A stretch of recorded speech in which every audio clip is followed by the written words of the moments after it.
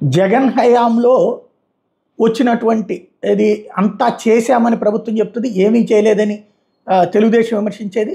ఇప్పుడు ఒక్కొక్క లోపం ఏంటన్నటువంటిది ఇప్పుడు ఒక్కొక్కటి బయటకు వస్తుంటాయి. అందులో కొత్త అంశం ఏంటంటే జగన్ చివరిలో ఆసుపత్రుల్లో డాక్టర్ల నియామకాలు, ఇతర మెడికల్ స్టాఫ్ నియామకాలు పెద్ద ఎత్తునే చేశారు. అయితే బోధన ఆసుపత్రులలో మాత్రం పనులు పూర్తి కాలేదు అన్నటువంటిది ప్రస్తుతం ఈనాడు హైలైట్ చేసింది. వైకాపా ప్రభుత్వ హయాంలో ప్రభుత్వ బోధన ఆసుపత్రుల అభివృద్ధి పడకేసింది. వాటిలో మౌలిక సదుపాయాల కల్పన హామీలను పాలకులు విస్మరించారు. బోధన ఆసుపత్రుల అభివృద్ధి, కొత్తగా 7 వైద్య కళాశాలల నిర్మాణాలు, వసతి కల్పనకు 12,000 కోట్ల వరకు ఖర్చు అవుతుందని వైకాపా ప్రభుత్వం అంచనా వేసింది. ఇందులోనే బోధన ఆసుపత్రులకి 3,820 కోట్లను ప్రత్యేకించాలని ప్రణాళికలు రూపొందించి 199 కోట్ల విలువ పనులనే చేపట్టారు. ప్రతిపాదనల మేరకు నెల్లూరు జీజీహెచ్, విశాఖ నిమ్స్లో నిర్మాణాలు ఇంతవరకు ప్రారంభించలేదు.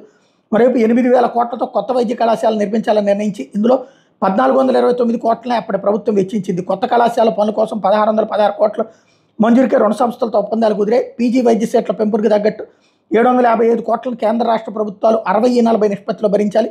ఈ మేరకు కేంద్రం ఇచ్చే నిధులను సంబంధిత పనులకు వెచ్చించకుండా నాడు నేడు పనులకు మళ్లించారు. రాష్ట్రంలో వైద్య విద్యా బోధకుల కొరతను పూర్తిగా విస్మరించి కొత్త కళాశాలను ఏర్పాటు చేయడానికి నిర్ణయించడమే విస్మయం కలిగించింది. ఇందులో వార్త చాలా దరిద్రపు సమాచారం. ఎందుకంటే ఆసుపత్రులు ముందు ఓ పక్కన కడుతున్నారు, ఇంకా పూర్తి కాని ఆసుపత్రులకు నియామకాలు కాలేదని రాశారు వీళ్ళు.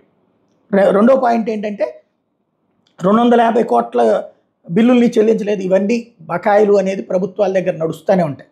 అసలు పాయింట్ ఏంటి, కొత్తగా ప్రభుత్వ ఆసుపత్రులు వచ్చినాయి, అలాగే ఇంకా రావాల్సినవి ఉన్నాయి. మొత్తం 17 రావాలి. అందులో 5 ఆల్రెడీ ప్రారంభమైనవి.